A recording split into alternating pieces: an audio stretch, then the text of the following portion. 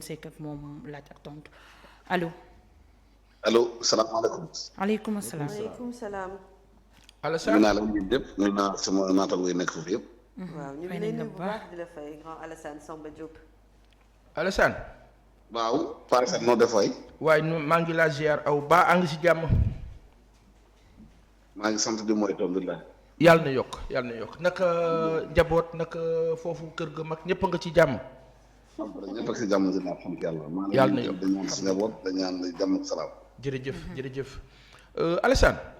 waaw dañu dégg benn coow fan yi diggante E-Media RTS ak New World.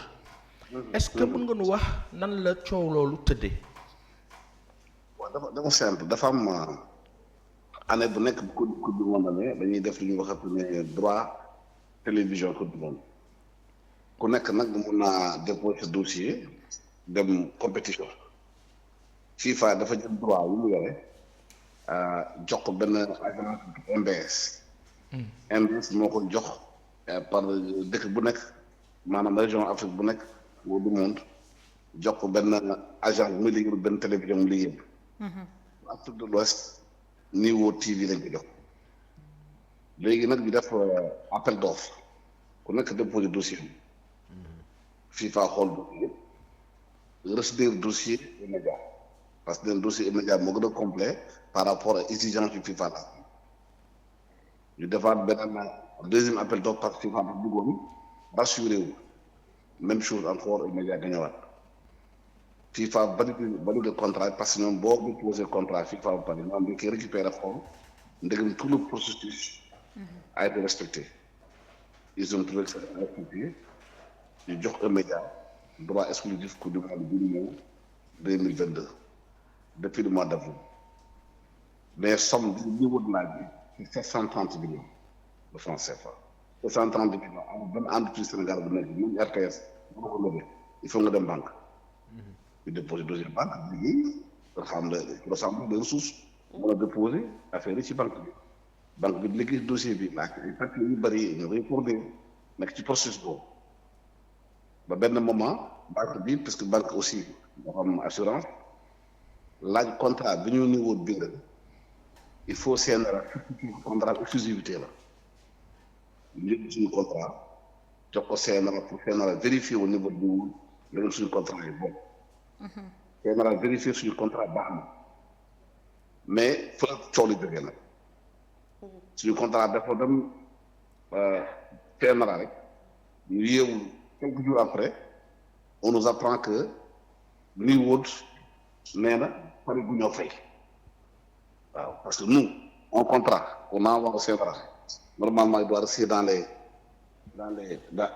à stade de la vérification lu war na yem ñu yeewu gis affaire boobu ma la ko moom après ñu dem informer MTS comme quoi que E-Media mu ngi forcément pareegul ki nga xamante ne dañ ko éliminer appel d'offre 2 fois ñu indiwaat ak circuit bi état bi jël 900 quelques millions trésor public may xaalis suñu moom ñëpp ñu impôt fayal ko RTS alors que RTS télévision concurrente la ndax ñoom ils font de la publicité ils font tout ils sont dans le droit commercial léegi chose bu ñu posé question mu ne niveau bu fekkee appel d'offre la xanaa kay bu ngeen defee appel d'offre bu leen appel d'offre bi indi nañ keneen xanaa kay kon ni bu la waxee dama éliminer dañ na voilà defaat benn appel d'offre ba bi ci biir texte yi bind ni deuxième travail mooy jël binduñu ko ci te ensuite ñun bu fu ñor lettre bu jógee ci niveau buy naan su contrat bi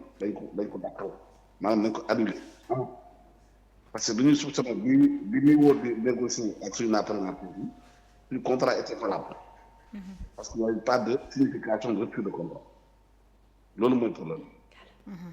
mais Alassane. waaw Alassane. waaw.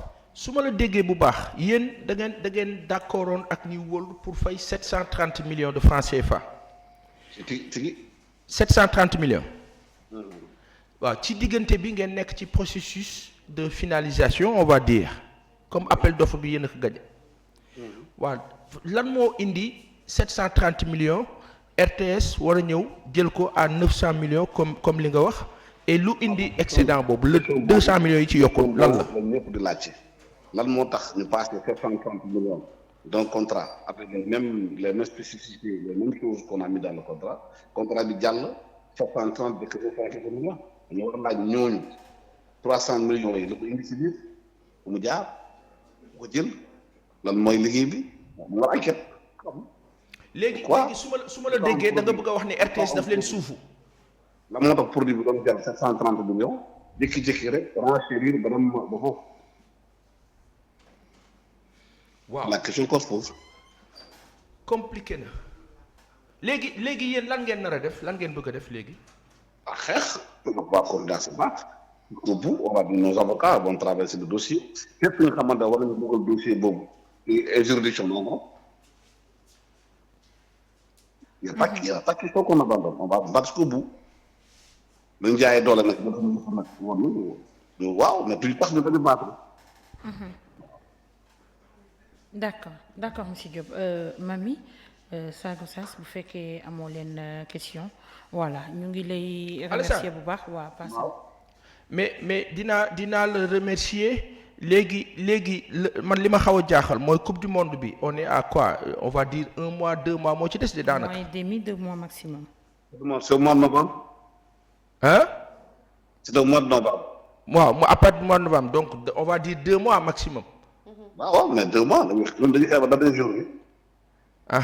non man kay damay ragal diggante xeex bi ak lijjanti bi ak temps bi ngeen nar a nekk pour lijjanti ko est-ce que du xaw a bu fekkee ne état bi moo jël appuyer RTS est-ce que c'est pas un combat perdu d'avance. déedéet un combat n'a jamais perdu d'avance. ce qui perd c'est ce qui abandonne. su fekkee ni nguur bi ci boppam mooy appuyer RTS ci loolu. bu fekkee ni nguur bi moo ko fayal 900 millions. waaw le trésor public c'est l'État. Le trésor, c'est l'État. La caisse de la RTS n'est pas un trésor. On va se battre au bout. yàlla na yàlla dimbali. Ceux qui perdent, ceux qui abandonnent. Nous, on n'abandonne jamais. jërëjëf Alassane. Merci mon frère. merci monsieur Diop Merci beaucoup. voilà Passam doy na waar de mel ni bu ñu demee mais xamal lu ma jaaxal. ba ndeysaan sunu baay bi Sidi Lamine. Niass. public di xeex ak privé doy na waar. Sidi Lamine Niass. yàlla na ko yàlla yërëm. yàlla na yàlla def ko xaritu Seydina Muhammad sallallahu alayhi wa sallam ci aljana yi gën a kawe. li ñoo wax ni yëpp daf kaa wax ba baax. lan la wax.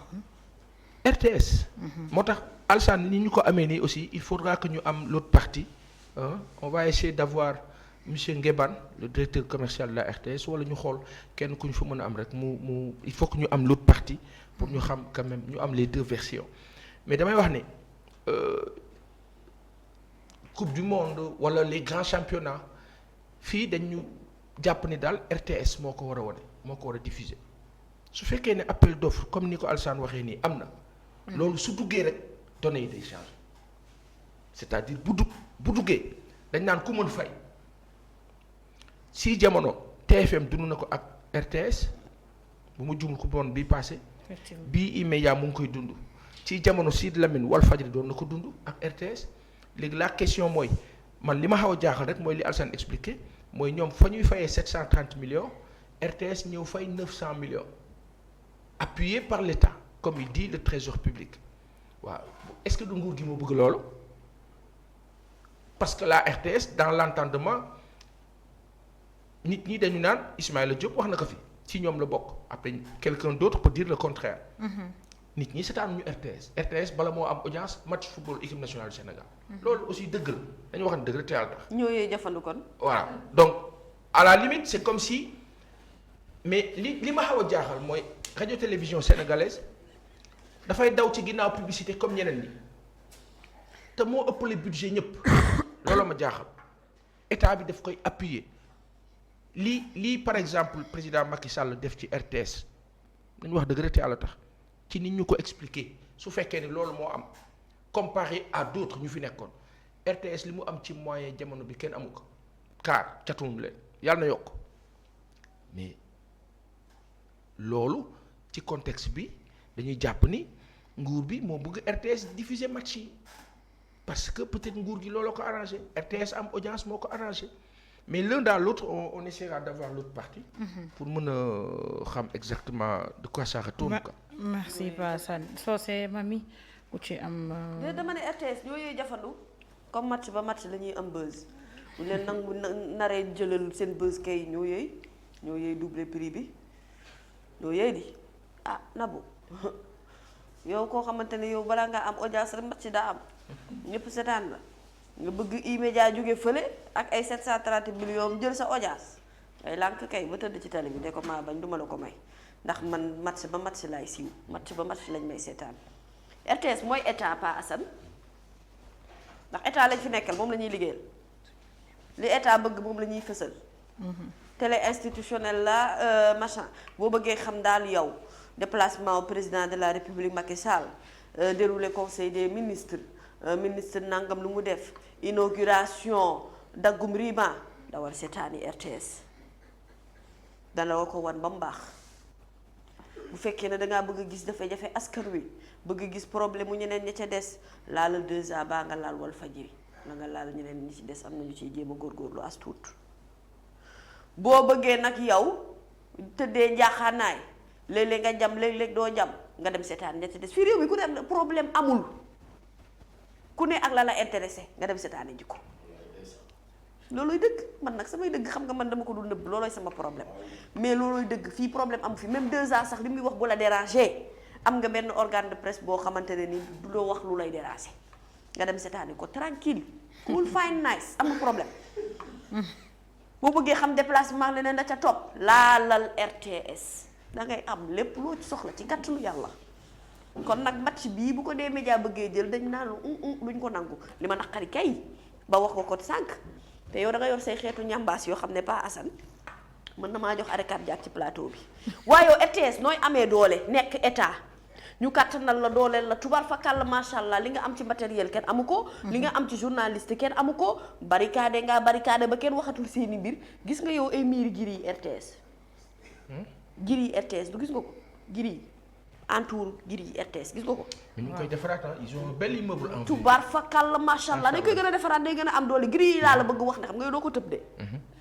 ponte ya ca kaw bala ngaa dugg bay ami audience kon xam nga RTS daraam yombul. ba ci constitution ba ci giri yañ ko defale ci butu ba dara yombu fa on est d'accord waaye bu may wax nee leen ma waaw wala ngeen ma dégg wala ma noppi bopp. wallaay wax nga dëgg wallaay ndeysaan wallaay dëgg la. wala moo tax nag la yow loolu yëpp nga am ko ne yow ngay xëccoo bu xëtti publicité. dëgg la. waa doo ko bàyyi ñiy góorgóorlu nag ñi nga xamante ne amuñu soutien amuñu ndimbal saako bu deful dara du taxaw waaye yow dañ laa kalee fu ne teg lay mool dañ laa jal bi jalaa ñoo ñebbe loolooy dëgg. ñeneen ñi ci des nga xamante ne nag yow tous ñebbe muy but buti amuñu ko bàyyi leen weccit gi ñu am ñu séddoo waa E-Media bu bëggee ji ñu def appel d'offre E-Media lancé yëfam dugal ci xaalis bu ni mel pour bëgg a gagner marché ba waa bàyyi ko mu gagner yow kay bàyyi ñu jox la signal yow la ba tatutaa yaa war a joxe signal man comprendre man daan jaay doole bi ci réew mi ba lii tamit dañ ciy jaay doole E-Media bëggul dem jënd signal foofu waa déedéet non appel d'offre bu amee oui mooy ne yow E-Media boo amee moyen am nga doole yor nga ay xaalis bëgg nga am gagner marché bi nga dem investir ci xaalis ba pare waa vraiment c'est-à-dire que kooku bu ci xësee ba def jaratul kay jara dem defaat sur taxe beneen prix bu gën a kawe pour gagner ko bu fekkente ne noonu la demee laa wax de su fekkente ne nag RTS également bon moom la ñu jàpp ne effectivement mooy chaîne bi nga xamante ne c'est la chaîne de l'État leneen ci affaire Lyon yeeg leneen lu ci mel enfin tout ce qui est national comme si yeneen activité ce n'est pas national mais bon bref d'accord ñoom ñoo ko war a joxe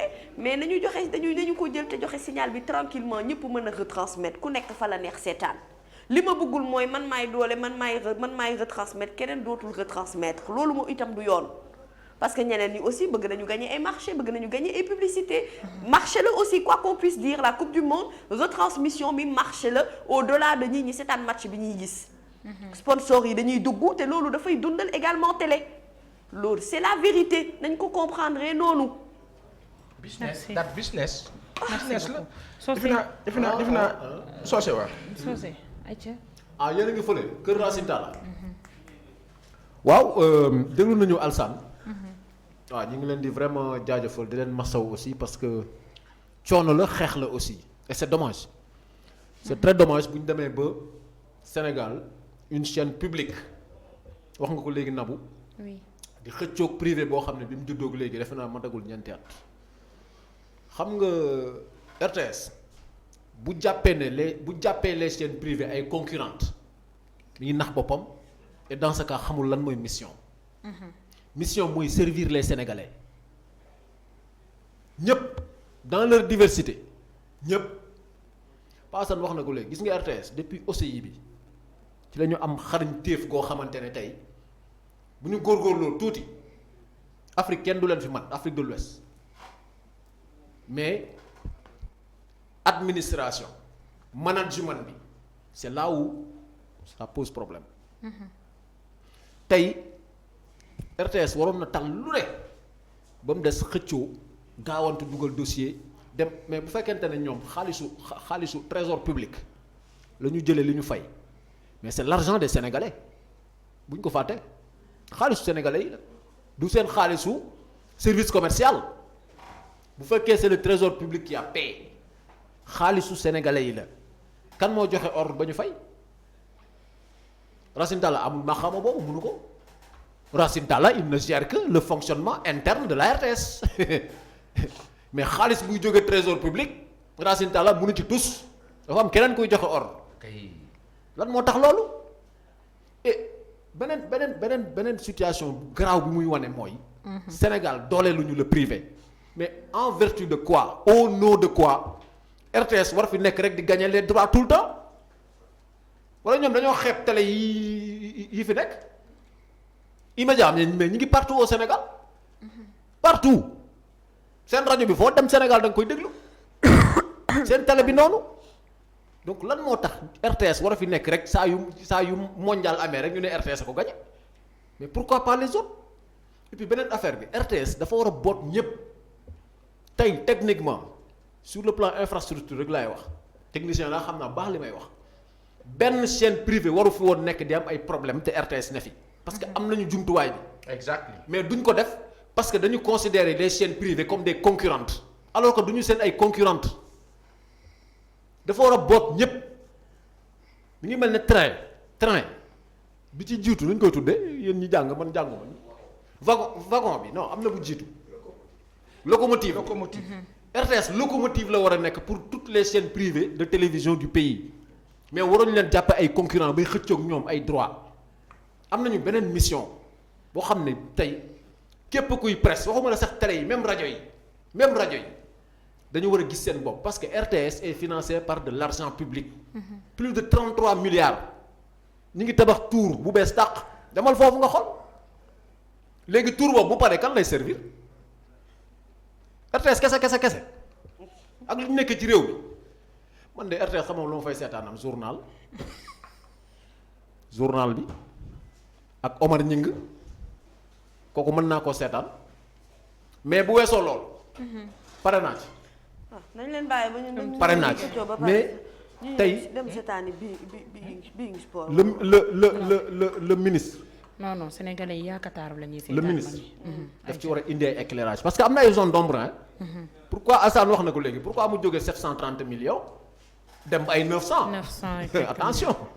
Est-ce que amul lu ne ci suuf dañ ci war a indi ay éclairage sur ces zones d'ombre là. à commencer par le ministre lui-même. jërëjëf Ngor si Diop nu mu tuddati ministre de la communication. Ablaye Diop mais daf ci war a wax parce que moom moo jaboote ñëpp drame bi nag mooy keneen ki moom dafa gën a féete ak moom parce que chaîne publique la mais ak lu mu nekk chaîne publique waruñu néewal doole les chaînes privées et teguñu ko fenn gis nga E-Media lii ñu nekk nii di xeex nii presse privée bi yépp dañ ci war a dugal seen loxo parce que ëllëg mën na leen dal ñoom aussi faudrait pas que nit ñi toog rek naan non sama yoon nekku ci parce que chaîne concurrente la dal TFM da leen war a jàppale 2S da leen war a jàppale Sen TV da leen war a jàppale toutes les chaînes de télévision privées Walfadjri da leen war a jàppale parce que suba ñoom it mën nañu nekk ci situation boobu gis naa El Hadj Ndiaye di ci wax da ci war a wax waaw gis naa mu ci wax on a essayé de la voir je pense que dañ leen war a jàppale mais je pense que kii di soose di wax ni mais nag Ndiaye Gossas la presse là jubóo ñun déggoowuñ suñu biir de mais c'est ça le drame presse bi nii na ma yàlla baal on est bien entre nous ci bienséance les relations on est bien entre nous individuellement on va dire mais ci wàllu jàppalante nii parce que mooy loolu ku ci jàppale daal bu subaa bu yow bu nit nekkee ci soxla na nga ko jàppale. voilà mooy loolu. moi je pense que li ce qu'il la jàppale di la kaasal bu kaas jotee nga defar.